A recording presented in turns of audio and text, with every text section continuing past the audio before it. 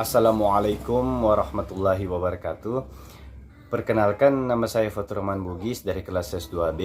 Video ini dibuat untuk memenuhi tugas fikih muamalah yang diampu oleh dosen Bapak Ardiandi Kasim SHI MH. Saya akan membahas tentang qard, ran, riba, dan juga ariyah. Pengertian ran. Ran secara bahasa berasal dari bahasa Arab yang artinya gadai. Secara etimologi, ran berarti tetap dan lama atau penahanan terhadap suatu barang dengan hak sehingga dapat dijadikan sebagai jaminan. Sedangkan menurut istilah, ran adalah penahanan terhadap suatu barang sehingga dapat dijadikan sebagai pembayaran dari barang tersebut. Menurut ulama Hanabilah, ran adalah harta yang dijadikan utang sebagai pembayaran harga utang ketika yang berutang berhalangan atau tak mampu membayar utangnya kepada pemberi pinjaman. Sifat ran secara umum dikategorikan sebagai akad yang bersifat derma karena apa yang diberikan penggadai kepada penerima gadai tidak ditukar dengan sesuatu. Ran secara umum dikategorikan sebagai akad yang bersifat derma karena apa yang diberikan penggadai kepada penerima gadai tidak ditukar dengan sesuatu. Akad ran adalah perjanjian gadai yang dilakukan atas dasar hukum Islam. Akad ran adalah perjanjian transaksi gadai yang dilakukan berdasarkan hukum dan syariat agama Islam. Seperti yang diketahui, menggadaikan barang merupakan salah satu upaya untuk memenuhi utang ketika seseorang tidak bisa melunasi secara tepat waktu.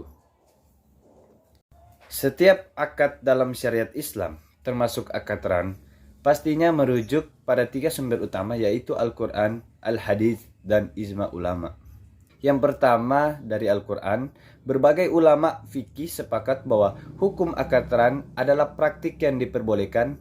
Hal ini sesuai dengan ketentuan yang ada di dalam Al-Quran pada surat Al-Baqarah ayat 283. Yang artinya, jika kamu dalam perjalanan dan bermuamalah tidak secara tunai, sedang kamu tidak memperoleh seorang penulis, maka hendaklah ada barang tanggungan yang dipegang oleh yang berpiutang. Akan tetapi jika sebagian kamu mempercayai sebagian yang lain, maka hendaklah yang dipercayai itu menunaikan amanatnya atau hutangnya, dan hendaklah ia bertakwa kepada Allah Rabb-nya, dan janganlah kamu para saksi menyembunyikan persaksian.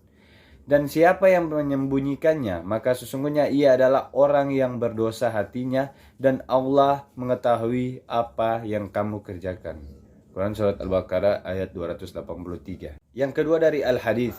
Sumber hukum kedua berasal dari amalan Rasulullah Sallallahu Alaihi Wasallam yang menjadi landasan para ulama fikih bersepakat untuk mengatakan bahwa akad ran adalah hal yang diperbolehkan. Anda bisa mengetahuinya melalui hadis riwayat Al-Bukhari nomor 2513 dan Muslim nomor 1603 sebagaimana dikisahkan Ummul Mukminin Aisyah radhiyallahu anha. Sesungguhnya Nabi Shallallahu alaihi wasallam membeli dari seorang Yahudi bahan makanan dengan cara hutang dan menggadaikan baju besinya. Hadis riwayat Al-Bukhari dan Muslim. Yang ketiga, ijma ulama. Kesepakatan para ulama mengenai akad ran juga didasari pada tabiat manusia yang tidak bisa hidup sendiri tanpa adanya pertolongan dan bantuan saudaranya, termasuk dalam hal pinjam-meminjam. Selain itu, Fatwa Dewan Syariah Nasional nomor 25/DSN MUI-3/2002 pada tanggal 26 Juni 2002 menyatakan bahwa pinjaman dengan menggadaikan barang sebagai jaminan hutang dalam akad ran diperbolehkan. Sebagian besar ulama juga sepakat bahwa akad ran disyariatkan pada saat tidak berpergian ataupun ketika sedang berpergian. Untuk bisa melaksanakan akad ran, pihak pemberi dan penerima pinjaman harus memastikan bahwa transaksi mereka memenuhi rukun-rukun berikut ini. Yang pertama ada marhun. Harus ada barang yang digadaikan atau dijadikan sebagai jaminan. Yang kedua ada marhun bihi. Rukun akad ran dilakukan apabila terdapat utang yang belum dilunasi dan menjadi sebab diberikannya barang jaminan. Yang ketiga ada sigat. Harus dilakukan akad atau ijab kabul. Yang keempat ada akid.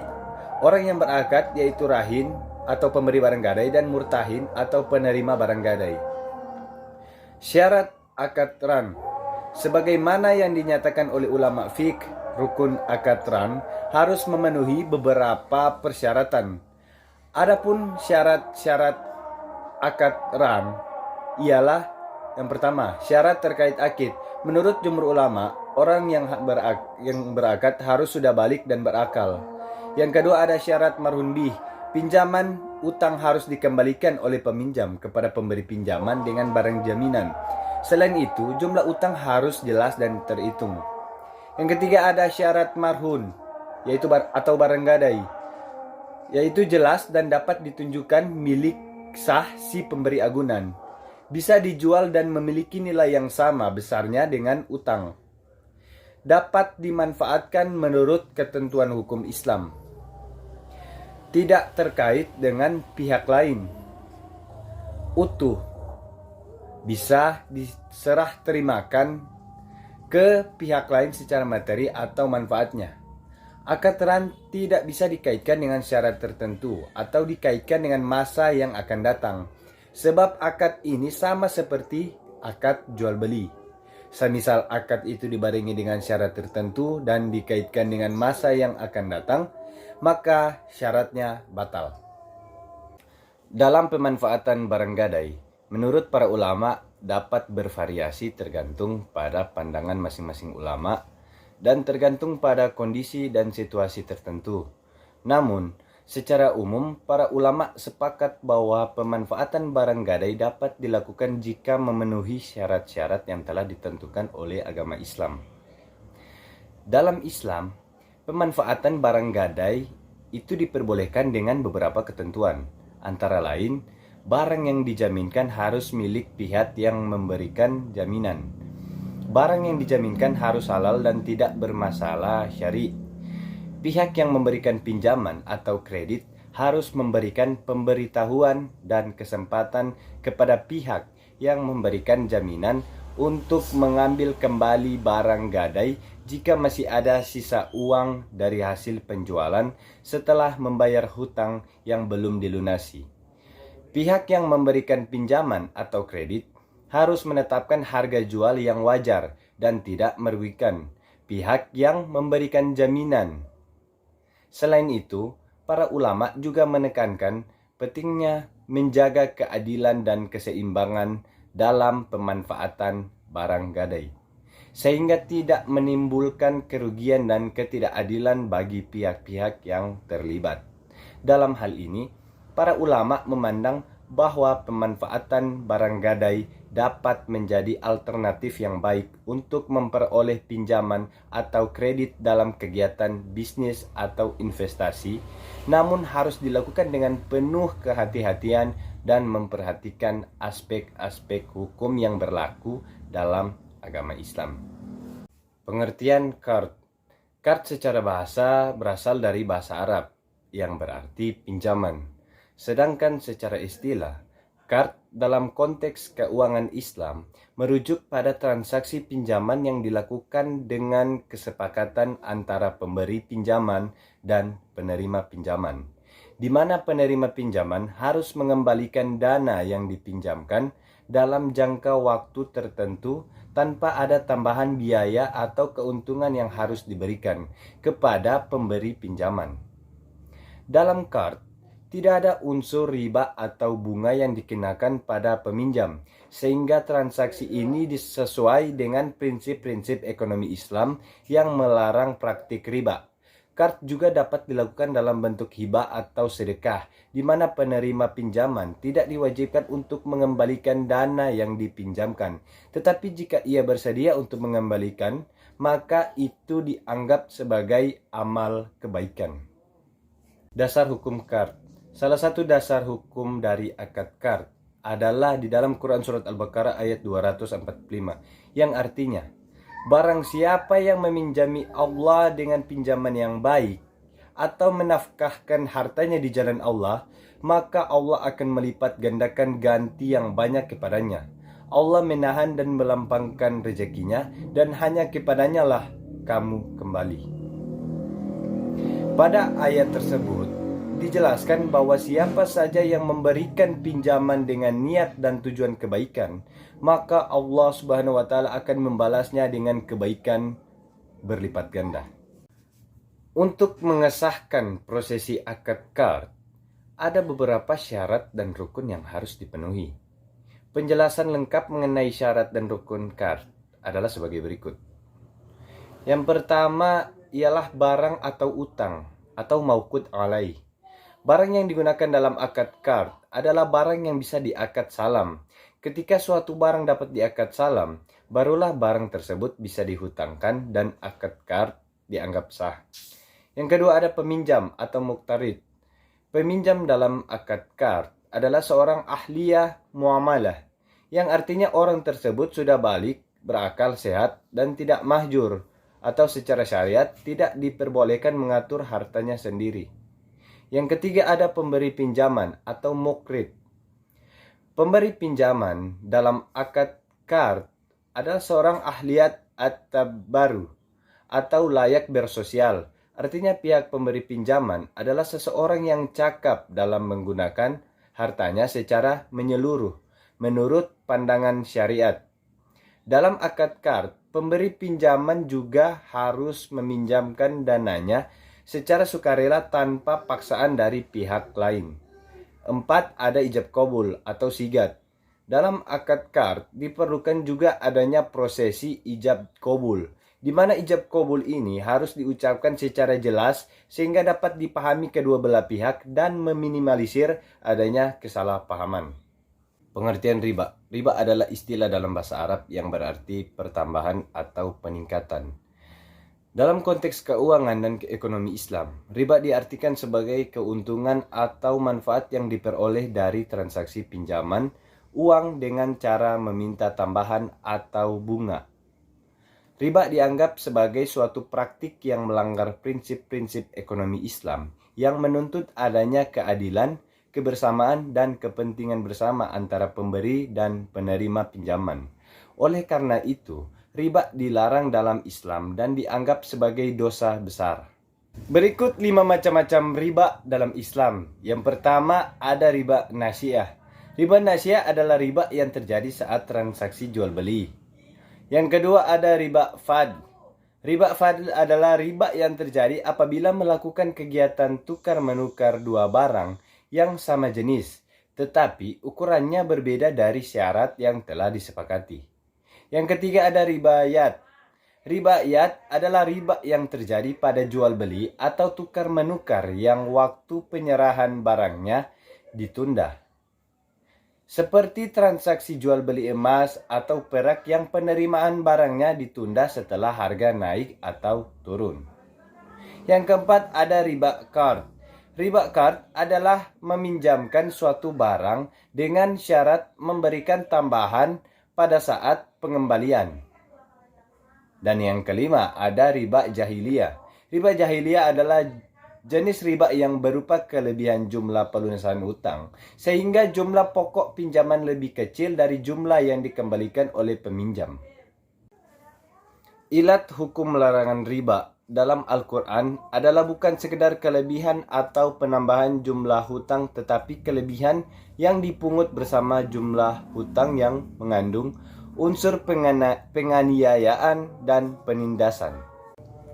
Hikmah diharamkannya riba, yaitu dapat menjauhkan manusia dari sikap serakah atau tamak terhadap harta yang bukan haknya, dan juga dapat menjauhkan dari hal-hal yang dapat menimbulkan permusuhan antar pribadi dan mengikis semangat kerjasama atau saling tolong-menolong antar sesama manusia. Pengertian ariyah. Ariyah artinya ganti-mengganti pemanfaatan sesuatu kepada orang lain. Ada juga yang menyatakan bahwa ariyah berasal dari kata ura, yang berarti kosong, dinamakan Arya karena kosongnya atau tidak ada ganti rugi. Sedangkan Arya menurut istilah adalah akad berupa pemberian manfaat suatu benda halal dari seseorang kepada orang lain tanpa ada imbalan dengan tidak mengurangi atau merusak benda itu atau menjaga keutuhan barang dan dikembalikan setelah diambil manfaatnya. Dasar hukum Arya. Di dalam hadis Rasulullah Shallallahu Alaihi Wasallam bersabda, artinya pinjaman itu wajib dikembalikan dan orang-orang yang menanggung sesuatu harus membayar dan hutang harus ditunaikan. Hadis riwayat At-Tirmizi. Dalam hadis lain yang diriwayatkan oleh Abu Daud dengan sanad yang jayyid dari Sofwan bin Umayyah dinyatakan bahwa Rasulullah Shallallahu Alaihi Wasallam pernah meminjam perisai kepada Sofwan bin Umayyah pada waktu perang Hunain. Sofwan bertanya, apakah engkau merampasnya, wahai Muhammad? Nabi SAW menjawab, cuma meminjam dan aku yang bertanggung jawab. Hukum Ariyah, hukum pinjam-meminjam dalam syariat Islam dibagi menjadi 4, yaitu yang pertama mubah. Artinya ini merupakan hukum asal dari pinjam-meminjam. Yang kedua ada sunnah, artinya pinjam-meminjam yang dilakukan memenuhi sesuatu kebutuhan yang cukup penting, misalnya meminjamkan sepeda untuk mengantarkan anak ke sekolah, meminjamkan buku pelajaran, dan sebagainya. Yang ketiga ada wajib, artinya pinjam-meminjam yang merupakan kebutuhan yang sangat mendesak, dan kalau tidak meminjam akan menemukan suatu, misalnya meminjamkan baju dan sarung untuk sholat wajib. Apabila tidak dipinjami, maka orang tersebut tidak bisa sholat karena bajunya najis. Hal ini wajib bagi peminjam dan juga orang yang meminjamkan. Yang keempat ada haram, artinya pinjam meminjam yang dipergunakan untuk kemaksiatan atau untuk berbuat, misalnya seseorang meminjam pisau untuk mencuri, pinjam tempat rumah untuk berbuat maksiat, dan hal-hal lain yang dilarang oleh agama. Hukum haram ini berlaku bagi peminjam dan orang yang meminjamkan. Selanjutnya saya akan membahas rukun-rukun dan syarat Ariyah. Menurut ulama Hanafiyah, rukun Ariyah terdiri dari ijab dan qabul. Ijab qabul tidak diwajibkan untuk diucapkan, namun cukup dengan menyerahkan pemilik kepada peminjam barang yang dipinjam. Namun menurut sebagian besar ulama berpendapat bahwa terdapat beberapa rukun Ariyah, yakni yang pertama Mu'ir atau orang yang memberikan pinjaman dengan syarat inisiatif sendiri bukan paksaan, memiliki manfaat barang yang dipinjamkan meskipun tidak mempunyai hak pada barang, semisal dengan menyewanya bukan dengan hasil pinjaman dari orang lain, karena manfaat barang yang dipinjam bukan menjadi haknya melainkan diperkenankan untuk memanfaatkannya. Yang kedua ada mutsair atau orang yang mendapat pinjaman dengan syarat telah ditentukan, maka tidak sah akad Ariyah pada salah satu dari dua mustair yang tidak ditentukan. Yang ketiga ada mu'ar atau barang yang dipinjamkan dengan syarat manfaatnya sesuai dengan yang dimaksud dari benda tersebut, maka tidak sah akad Ariyah pada koin emas atau perak dengan maksud untuk dijadikan sebagai hiasan, karena pada dasarnya manfaat dari koin tersebut bukan untuk hiasan.